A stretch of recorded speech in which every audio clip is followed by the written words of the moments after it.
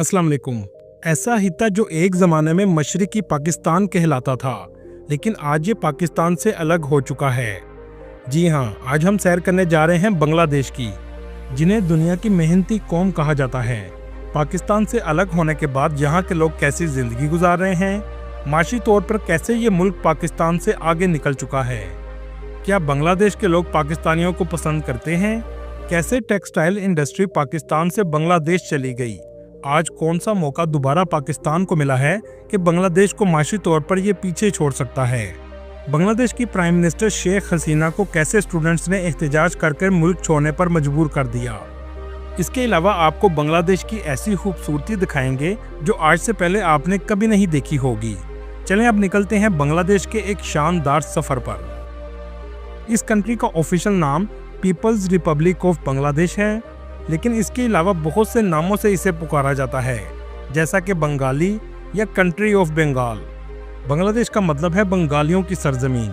16 दिसंबर 1971 को तारीख का वो दिन था जब इस्लामी जमहूरिया पाकिस्तान के नाम से पहचाने जाने वाला हिस्सा एक नई शिनाख्त के साथ दुनिया के नक्शे में उभरा। ये बिल्कुल ऐसा ही था जैसे किसी ने जिस्म का एक आज़ाद जिस्म से अलग कर दिया हो। पाकिस्तान को आज़ादी मिले अभी 25 साल भी नहीं गुजरे थे कि इंडियन की मदद के साथ मशरकी पाकिस्तान कहलाए जाने वाले हिस्से ने आज़ादी हासिल कर ली। ये ऐसा ज़ख्म है जो आज भी तारीख की किताबों में जिंदा है।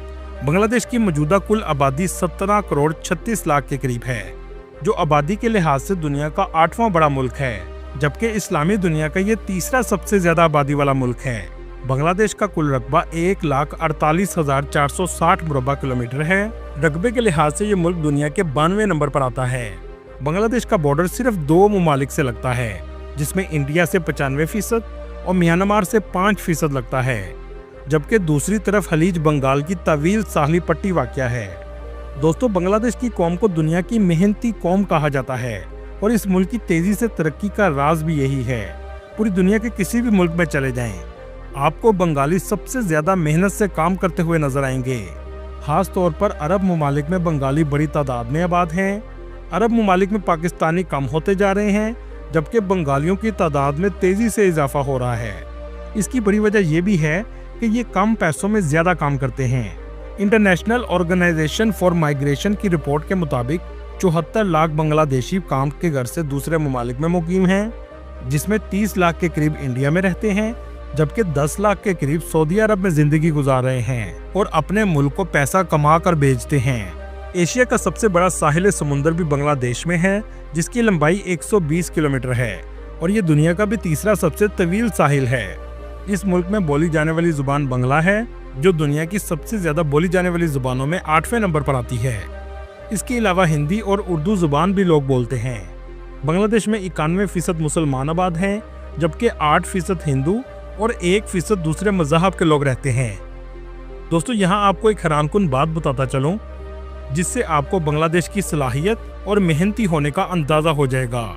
दुनिया में चाइना और इंडिया जैसे बहुत बड़े रकबे वाले ममालिक साल में 3 बार चावल की पैदावार करते हैं, जबकि बांग्लादेश रकबे के लिहाज से 92वें नंबर पर आता है। इसके बावजूद ये मुल्क भी साल में 3 बार चावलों की पैदावार करता है और दुनिया में चावल पैदा करने वाले ममालिक में तीसरे नंबर पर आता है और पूरी दुनिया को चावल एक्सपोर्ट भी करता है। ये वही मुल्क है जिसके 1971 में हालात बद से बदतर थे। करेंसी की वैल्यू भी जीरो थी, यहाँ तक कि पाकिस्तानी रुपए पर बांग्लादेशी स्टैंप लगाकर इस्तेमाल की जाती थी। बांग्लादेशी करेंसी के प्रिंट होने के बाद भी इसकी वैल्यू टके की भी नहीं थी, लेकिन आज पाकिस्तानी करेंसी की वैल्यू टके की भी नहीं रही। जी हाँ, बांग्लादेश की करेंसी को टका कहा जाता है। आज एक बांग्लादेशी टके के बदले 2.30 पाकिस्तानी रुपए आते हैं। 1971 के बाद बांग्लादेश ने तरक्की का सफर बहुत तेजी से तय किया है, जबकि पाकिस्तान इसके बरअक्स तनज़्ज़ुली का शिकार रहा है। 2024 के अदाद-ओ-शुमार के मुताबिक पाकिस्तान की जीडीपी $340 बिलियन है, जबकि बांग्लादेश की जीडीपी $460 बिलियन है। पाकिस्तान में रहने वालों की फीकस आमदनी $1600 है, जबकि बांग्लादेश की $2800 है। पाकिस्तान के फॉरेन रिजर्व $4 बिलियन के करीब हैं, जबकि आज भी बांग्लादेश के फॉरेन रिजर्व $21 बिलियन के हैं। पाकिस्तान से टूटकर अलग हुआ हिस्सा आज $55 मिलियन का सामान पूरी दुनिया को बेच रहा है, जबकि पाकिस्तान $30 बिलियन की एक्सपोर्ट करता है। आज़ादी के वक्त ये मुल्क दुनिया का दूसरा सबसे गरीब मुल्क था, लेकिन आज इसकी चंद सालों में तरक्की देखकर दुनिया हैरान रह जाती है। आज ये जनूबी एशिया की दूसरी और एशिया की 10वीं बड़ी माशी ताकत बन चुका है। बांग्लादेश की सबसे अहम एक्सपोर्ट रेडीमेड गारमेंट्स हैं। 1980 से बांग्लादेश ने सबसे ज़्यादा तवज्जो रेडीमेड गारमेंट्स पर दी है। लेकिन सोचने की बात यह है कि पाकिस्तान की फैसलाबाद की टेक्सटाइल इंडस्ट्री कैसे तबाह हो गई और बांग्लादेश टेक्सटाइल में बहुत आगे निकल गया। इसकी कुछ वजूहात में से चंद ये हैं कि बांग्लादेश की फैक्ट्रियों में खवातीन कम उजरत में काम करती हैं, सस्ती बिजली और टैक्स फ्री जैसी सहूलियात फराहम की, जिसकी वजह से कम कीमत में मेयारी मसनूआत पैदा होती हैं। जबकि पाकिस्तान में अदम सियासी इस्तेकाम रहा, बिजली और गैस महंगी कर दी गई, जिसके बाद पाकिस्तान टेक्सटाइल में बांग्लादेश का मुकाबला न कर सका। बांग्लादेश की पॉलिसियों ने सरमायाकारों को अपनी तरफ मतवज्जा किया, जिसके बाद पाकिस्तान के टेक्सटाइल ब्रांड ने बांग्लादेश में भी काम शुरू कर दिया, जिसमें crescent textile mills, Gul Ahmad textile, Nishat mills limited और अल करम टेक्सटाइल वगैरह शामिल हैं। आज इन कंपनियों की प्रोडक्शन का बहुत सा हिस्सा बांग्लादेश में तैयार किया जाता है, जिससे बांग्लादेश में रोजगार की फराहमी हुई। ये सब कुछ बांग्लादेश की कारोबार दोस्त पॉलिसियों का नतीजा था। लेकिन जहां आपको एक अहम बात बताता चलूं, आज पाकिस्तान के पास दोबारा इंडस्ट्री को जिंदा करने का मौका मिला है।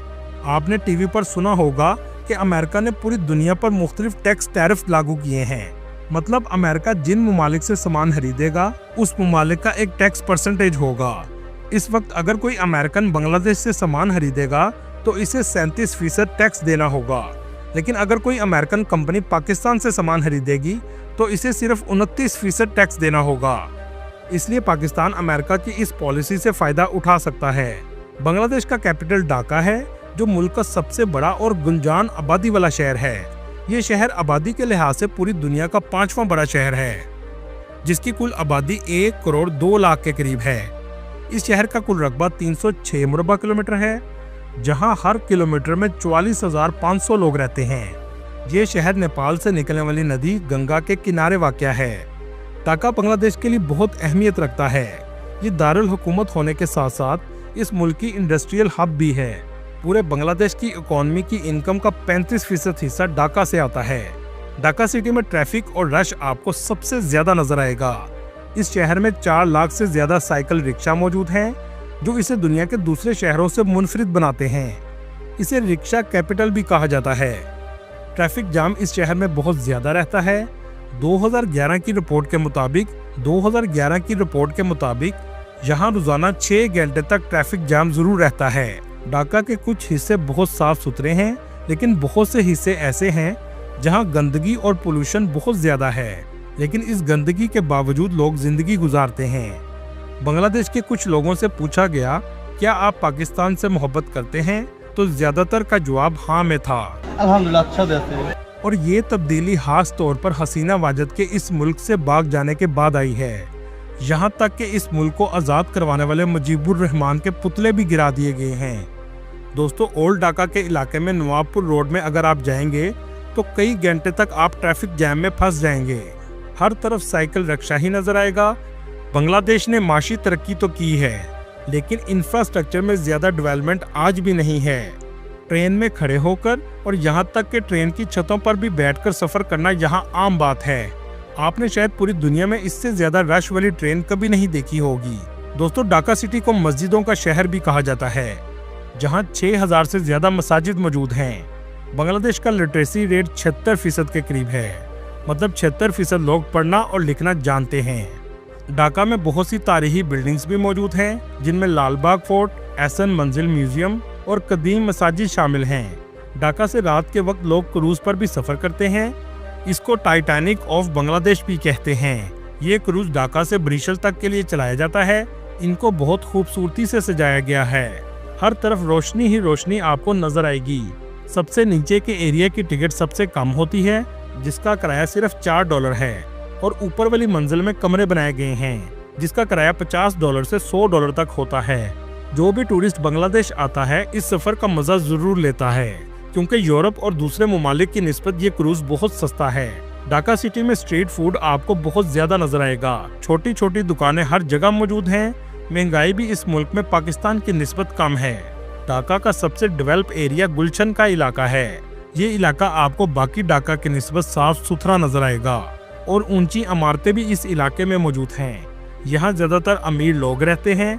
शॉपिंग मॉल और ब्रांड्स की शॉप्स भी इस एरिया में मौजूद हैं। दोस्तों, मछली इस मुल्क में बहुत शौक से खाई जाती है, लेकिन इसके साथ साथ करोड़ों लोगों का रोजगार भी इसी पेशे से वाबस्ता है। इसके अलावा पटसन की बड़ी तादाद में इस मुल्क में पैदावार की जाती है जो रस्सी तैयार करने के काम आती है। ढाका के खाने भी पाकिस्तान की तरह हैं। यहाँ भी ज्यादातर लोग स्पाइसी खाना पसंद करते हैं। बांग्लादेश में कोला बोरता बहुत शौक से खाया जाता है, जो इमली, लीमू, कच्चे केले और मुख्तलिफ मसालों से तैयार किया जाता है। लोग इसे शौक से खाते हैं। इसके अलावा ढाका के गोलगप्पे भी बहुत फेमस हैं। दाल और बकरे के पाए भी यहाँ लोग शौक से खाते हैं। चलें अब ढाका से चलते हैं नारायणगंज, जो ढाका के करीब वाक़या है। इसे टेक्सटाइल कैपिटल भी कहा जाता है। इस शहर में बड़ी तादाद में कपड़े की फैक्ट्रीज मौजूद हैं। बांग्लादेश का दूसरा सबसे बड़ा शहर चिटागांग है। इस शहर में मुल्क की सबसे बड़ी पोर्ट है। पूरे मुल्क की एक्सपोर्ट सबसे ज़्यादा इसी शहर से की जाती है। इस कंट्री में दरिया बहुत ज़्यादा बहते हैं और ये तमाम दरिया बे ऑफ बंगाल में आकर गिरते हैं। इसी वजह से बांग्लादेश की मिट्टी दुनिया में सबसे ज़्यादा जरखेज़ समझी जाती है। चलें अब आपको दिखाते हैं बांग्लादेश की खूबसूरती, जो शायद आज से पहले आपने कभी नहीं देखी होगी। कपाती लेक ऐसी लेक है जो मसनूई तौर पर तैयार की गई है। ये बहुत खूबसूरत है, लेकिन इसका फायदा बांग्लादेश को खूबसूरती के साथ साथ बिजली बनाने की सूरत में भी होता है। इस जगह 50 से ज्यादा आइलैंड मौजूद हैं। अगर इन्हें ऊपर से देखा जाए तो ये बहुत खूबसूरत नजर आते हैं। यूरोप के दूसरे ममालिक की तरह इस मुल्क में भी फ्लोटिंग मार्केट मौजूद है, जिसमें कश्तियों पर सामान बेचा जाता है। डूम मॉस्क को यूनेस्को वर्ल्ड हेरिटेज साइट में भी शामिल किया गया है, जिसका आर्किटेक्चर बहुत यूनिक है। ये बांग्लादेश के शहर बेगारत में बनाई गई है, जिसमें बड़ी तादाद में गुंबद मौजूद हैं और ये मस्जिद अपने स्ट्रक्चर की वजह से मुनफरिद हैसियत रखती है। दोस्तों, एक ज़माने में यहाँ लोग बुत परस्त थे। इस्लाम 13वीं सदी में इस खित्ते में आया। इसी वजह से आज भी 8वीं सदी के बुद्ध मत के टेम्पल मौजूद हैं। इस टेम्पल को पहाड़पुर टेम्पल कहा जाता है। इसकी शक्ल पिरामिड की तरह बनाई गई है। ये मुल्क कुदरती खूबसूरती से भी मालामाल है। लैंगलोक वाटरफॉल इस मुल्क की सबसे फेमस वाटरफॉल है, जिसका मंजर देखने लायक है। दोस्तों, इंडिया के शहर कोलकाता से बड़ी तादाद में लोग आते और जाते हैं, जिसके लिए बस भी चलाई गई है और इसको आपस में मिलाने के लिए 8 किलोमीटर लंबा पुल भी बनाया गया है। दोस्तों, जैसा कि आपने कुछ अरसा पहले सुना होगा कि शेख हसीना वाजिद मुल्क छोड़कर भाग गई थी। इसकी क्या वजह थी, चलें इसको जानने की कोशिश करते हैं। 2024 अगस्त के महीने में ऐसा क्या हुआ था कि सब सड़कों पर आ गए थे। तलबा ने बहुत जोरदार एहतजाज शुरू किया था। 1971 में बांग्लादेश ने अलग होने के बाद आर्मी के साथ मिलकर एक कानून पास किया कि जो लोग 1971 की जंग में शरीक थे, उनके बच्चों को 30% सरकारी नौकरियों का कोटा दिया जाएगा और बाकी मुल्क के नौजवानों के लिए सिर्फ 40% का कोटा रखा गया। जंग में शरीक चंद हजार फौजियों के बच्चों के लिए 30% नौकरियां, जबकि करोड़ों नौजवानों के लिए 40% नौकरियां रखी गई थी। जिसके बाद नौजवान सड़कों पर निकल आए कि हम करोड़ों का हक चंद हजार लोगों को दिया जा रहा है। जिसके बाद हालात कशीदा हुए और स्टूडेंट्स ने मुतालबा किया कि सिर्फ फौज के बच्चों को नौकरियां ना दी जाएं, बल्कि सबको मेरिट पर दी जाएं। लेकिन शदीद एहतजाज के बाद शेख हसीना वाजिद को मुल्क छोड़ना पड़ा और अदालतों को इस कानून को ख़त्म करना पड़ा। ये थी इस वाक़ये की असल वजह, जिसके बाद शेख हसीना वाजिद मुल्क छोड़कर भाग गई। ये शेख मुजीबुर रहमान की बेटी हैं, जिसने 1971 में बांग्लादेश को पाकिस्तान से अलग करने में अहम किरदार अदा किया था। दोस्तों, ये थी आज की हमारी इन्फॉर्मेटिव और दिलचस्प वीडियो। आपको वीडियो कैसी लगी कमेंट में ज़रूर बताइएगा। और नए आने वाले दोस्तों से गुजारिश है हमारे चैनल को सब्सक्राइब और लाइक ज़रूर कीजिएगा। अगली वीडियो तक अल्लाह हाफिज़।